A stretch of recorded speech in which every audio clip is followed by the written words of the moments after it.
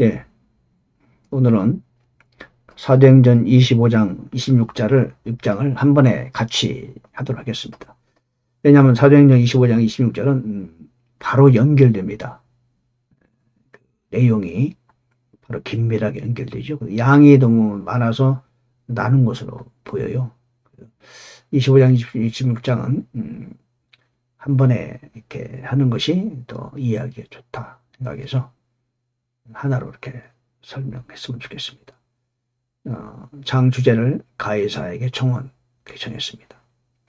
첫째는 베스도와 유대인들로 시작되죠. 두 번째는 가이사에게 청원하는 사도 바울. 그리고 아그리파 왕 앞에 서다. 바울의 열정 간증, 그러나 효과가 별로 없었죠. 예.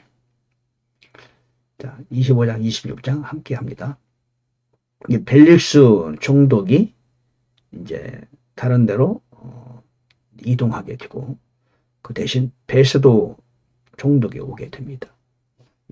그 베스도 총독이 가이사랴 총독 새 총독으로 부임하게 된 거죠. 전에 벨리스 총독은 유대 여자 드루실라를 아내로 두면서 같이 얘기도 하고 대화도 했는데 베스도는 새로 왔어요. 이 베스도는 유대인들하고 좀 가까운 걸로 보입니다. 살펴보면은. 그래서 베스도에게 이제 예루살렘에서 임직하기 전에, 부임하기 전에 유대인들이 말합니다. 대제사장과 유대인들이 바울을 이쪽으로 데려오십시오. 이제 베스도가 지방에 와가지고 가이사랴에 왔다가 예루살렘에 갔었는데 그들을 베스도를 만난 대제사장 유대인들이 그를 예루살렘에 불러주십시오 라고 말합니다. 베스도가 그럴 수는 없다. 사도 바울을 가이사랴에 그대로 둬야 됩니다. 자기도 곧 가이사랴에 갈 것이다. 고소할 일이 있으면은 함께 내려가서 고소하십시오. 이렇게 말한 거예요. 그래서 이제 같이 내려가게 됩니다. 유대인들이 따라온 거죠. 그리고 이런저런 고소거리로 바울을 고소하게 되는 거죠. 그러니까 증거를 댈 수 없어요. 그러나 베스도가 유대인들을 기쁘게 하려고, 왜냐하면 총독이라도 사실은 총독이라 해서 독단적으로 할 수 없잖아요. 유대 총독이면 유대인들과도 가깝게 지내야 되거든요. 빌라도도 그랬지 않습니까? 유대인들을 기쁘게 하기 위해서 예수님을 십자가에 못 박도록 내준 거 아니겠어요? 그래서 베스도가 말합니다. 고소하니까 와서 그들이 바울에게 말하기를, 내가 예루살렘으로 올라가서 이 일에 대하여 재판을 받겠느냐 묻습니다. 그때 사도 바울이 때는 이때다 그러면서 말하죠. 10절에 보니까 그때 바울이 이르되 내가 가이사의 재판석에 서 있으니 마땅히 거기서 재판받을 것입니다. 이렇게 말하는 겁니다. 즉 가이사에게 정식으로 청원하는 것을 요청하게 되는 거죠. 내가 가이사에게 청원합니다. 나를 아무도 그들에게 넘겨줄 수 없습니다. 즉 나는 유대인이지만 로마 사람이기 때문에, 로마 시민이기 때문에 나는 로마의 황제인 가이사의 재판을 받겠습니다. 이미 사도 바울은 그때 하나님이 말씀하신 거 알고 있잖아요. 네가 로마로 가야 된다. 그래야 적극적으로 가이사에 청원하는 거죠. 이에 베스도가 공의와 협의하고 응답하되 네가 가이사에게 청원하였으냐? 그러면은 가이사에게로 가게 될 것이다. 이제는 이제 길이 정해졌습니다. 그런데 가기 전에 이제 아그리파 왕을 만나게 됩니다. 아그리파 왕은 누구냐면은 유대 왕입니다. 유대 왕. 그래서 이 아그리파 왕이 이제 베스도에게 서로 문화라러 가이사에 왔어요. 유대에 있는데 왕입니다. 왕. 헤롯의 후손이죠.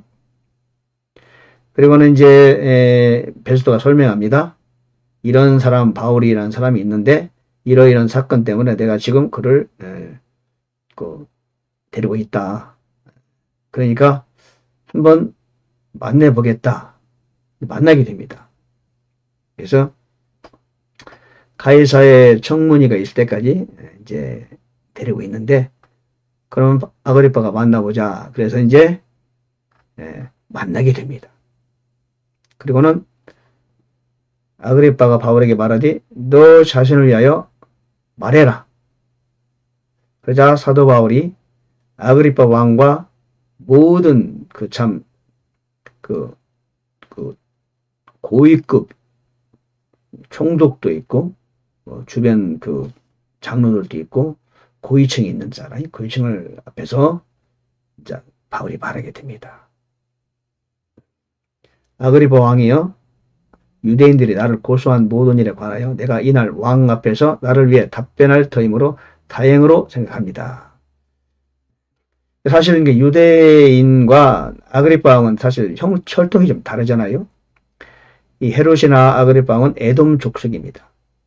유대인은 사실 에돔 족속을 좋아하지 않죠. 그러나 로마 본부로부터 왕으로 위임받았기 때문에 할 수 없이 왕으로 대우해 주는 거죠.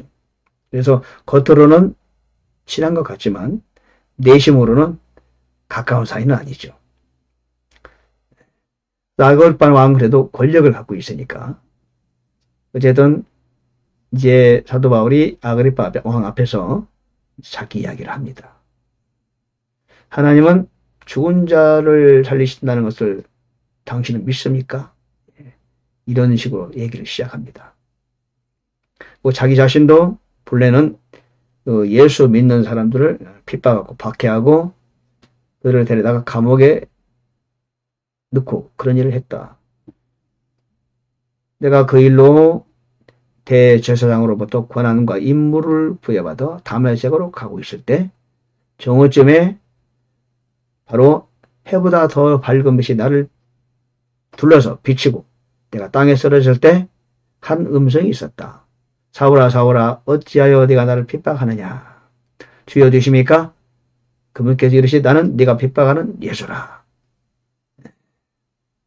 그래서 그분께서 나를 부르시고 두루두루 다니면서 회개하고 예수를 구세주로 영접하고 그러면은 하나님의 자녀가 된다는 그 일을 나는 하러 다녔다. 그리고 그리스도께서 고난받으실 것과 죽은 자들로부터 살아나실 첫 사람이니 그죠? 이방인들에게 빛이 되신 분이시다. 나는 바로 그 일을 이날까지 작은 자와 큰 자에게 증언하며 복음 전파자로 살아왔다. 그렇게 말합니다. 그러니까 베스도가 큰 소리로 말해요. 총독이 바울아 내가 내 정신이 아니다. 많은 학식이 너를 미치게 하는도다. 그렇게 말합니다. 나는 미치지 않았습니다. 정신 맑은 말을 합니다. 그러면서 아그리빠 왕을 향하여 왕이여 대언자들의 글을 믿으십니까? 믿으시는 줄 내가 아나이다. 무슨 그때 아그리빠가 바울에게 말합니다. 내가 나를 설득하여 거의 그리스도인이 되게 하는도다. 이렇게 말해요. 사도 바울이 아주 멋진 말 한마디 하죠. 바울이 이르되 각각뿐 아니라 이날 내 말을 듣는 모든 사람도 이렇게 내가 결박당한 것을 빼고는 모두 나와 같이 되고 전적으로 나와 같이 되기를 하나님께 원하나이다.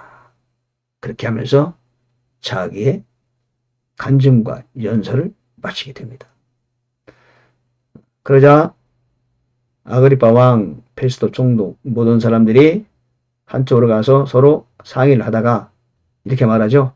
이 사람이 만일 가이사에게 청혼하지 아니했더라면 석방 될 수 있을 뻔했도다. 예. 사도 바울이 가이사에 청혼을 하지 않았다면 석방 될 수 있었다. 즉 죄가 없다는 겁니다. 그럼에도 불구하고 이미 가이사에게 청혼을 했기 때문에 법적으로 그는 로마로 가야 된다는 거죠. 이제 모든 것은 하나님이 하신 겁니다. 그래서 사도행전 25장, 26장은 이렇게 나오는데요. 저는 이 사도행전 끝부분을 보면서 참 역시 복음은 아래로 흐르는구나. 벨릭스, 베스도, 이 사람은 사실 유대인이 아니잖아요. 이방인이란 말이죠. 이들이 나름대로 합리적이고 그런 사람들인데도 불구하고 그 위대한 사도 바울과 그렇게 직접 접촉을 했음에도 불구하고 이들이 복음을 받아들이지 않았어요. 왜 그랬을까요? 예. 이들은 부족함이 없는 거죠. 아그리빠도 마찬가지예요. 그건 유대인이 아닙니다. 이방인이죠. 충분히 복음을 받아들일 수 있는 여지가 있는 사람임에도 불구하고 그 놀라운 위대한 성령 충만한 참으로 그런 사도 바울 앞에서 일장 연설과 간증과 복음 전파의 메시지를 듣고도 한 말이 겨우 뭡니까? 네가 나를 거의 그리스도인이 되게 하는구나. 거의 그리스도인이 되게 하는도다. 거의라고 그랬지 그리스도인이 됐다 이렇게 말하지 않죠. 그래서 역시 고위층의 사람들은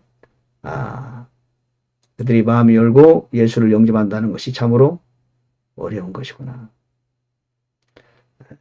우리는 참 이렇게 금수저 출신이 아니라 참 다행이다 이런 생각을 합니다. 복음은 금수저보다는 흙수저 쪽으로 흐른다는 거.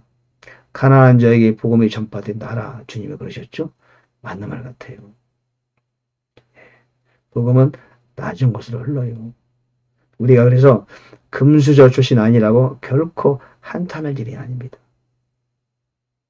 우리가 흙수저이기 때문에 이렇게 하나님의 자녀가 되고 예수를 영접하고 구원받은 사람이 된 거 아니겠습니까? 어찌 보면 그런지도 모르겠죠? 그래서 저도 복음을 전해보면요.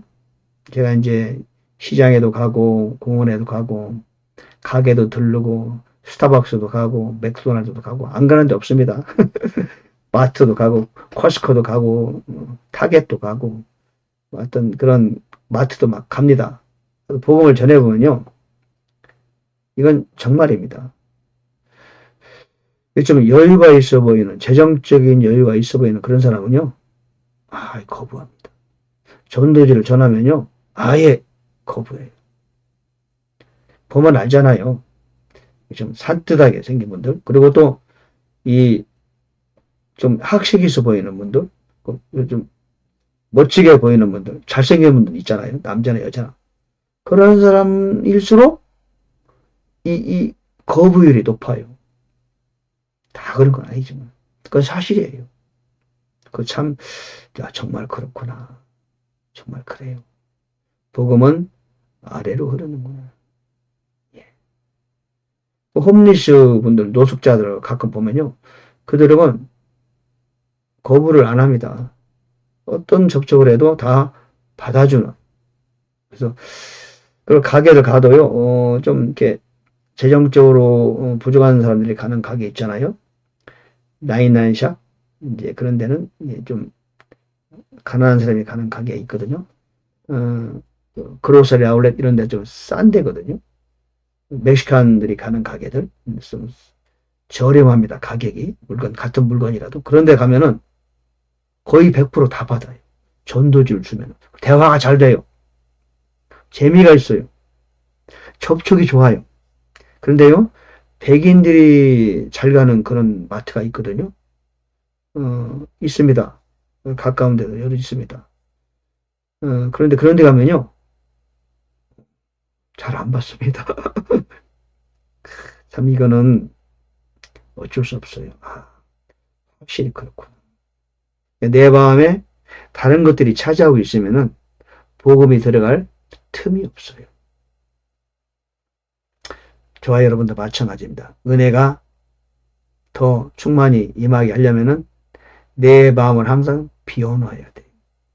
때로는 재물이 때로는 명예가, 때로는 나 자신을 위한 어떤 그런 것들이 내 생각과 마음을 차지하고 있으면은 하나님의 말씀과 은혜가 들어갈 틈이 없다. 그래서 항상 역시 복음도 낮은 곳으로 흐르지만 복음을 받아들이고 나서 더 은혜와 영성 역시도 낮은 곳으로 흐르는 거다. 우리는 늘 낮은 마음을 유지하는 것이 중요하다고 생각합니다. 오늘 사도행전 25장, 26장을 보면서 총독과 24장도 그런 교훈을 주는데 총독과 그 아그리파 왕과 그들 대제사장과 장로들 그들에게 사도 바울이 그토록 열정적으로 간증도 하고 연설하고 복음을 전했음에도 아무런 효과가 없었어요. 4번 나오잖아요. 4번 소제목 바울의 열정 간증 그러나 점점점 효과가 전혀 없었다는 거죠. 예, 여러분 우리는 항상 우리의 마음을 이렇게 가난한 마음으로 유지하는 것이 필요한 것 같아요. 심령이 가난한 자는 복이 있나니 천국이 저희 것임이라 라고 말씀도 기도하고 있지 않습니까? 네, 감사합니다.